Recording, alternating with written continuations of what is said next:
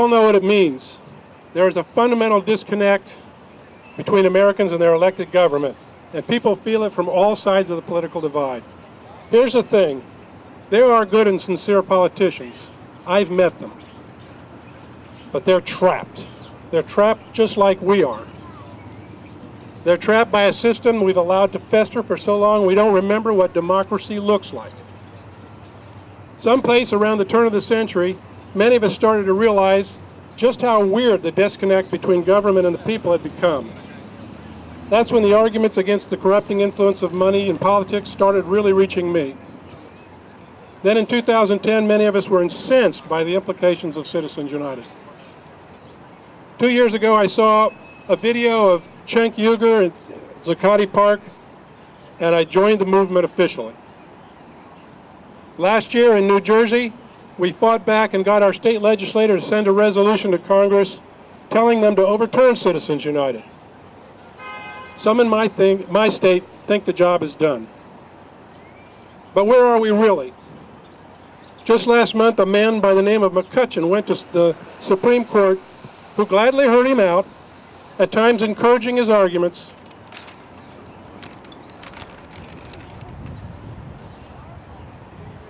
While he complained that limiting the total amount of money he could give to politicians,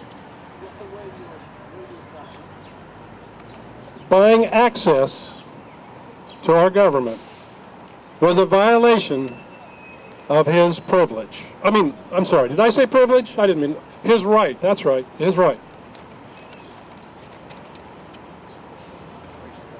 Yeah, that's it. That's the ticket.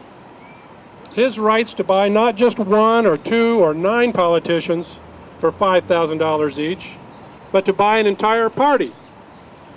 That's what he wants to do. But why stop there? He could buy the whole government, right?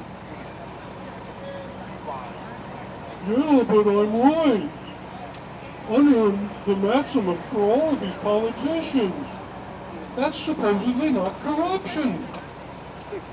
So buying all of them is supposedly not corrupt.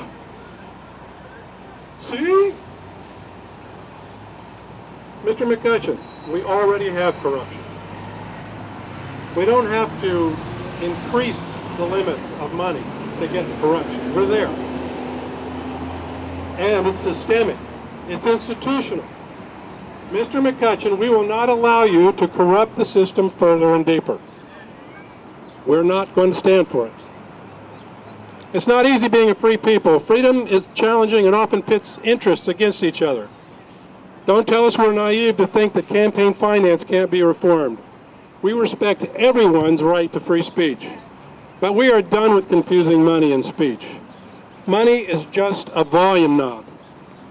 Loudness is not a right.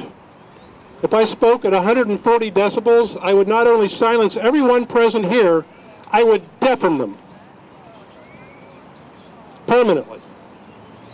Forget about telling me to be civil because I couldn't hear you. If I were in your neighborhood or in church or in the halls of Congress, I would not merely be shushed, I would be arrested. And the laws of the land would uphold that arrest. People throughout America can tell that money is yelling. Americans aren't asking for certain ideas to be censored or for certain people or modes of communication to be limited. We are simply saying that we the people, have a right to free speech. And our rights are being trammeled.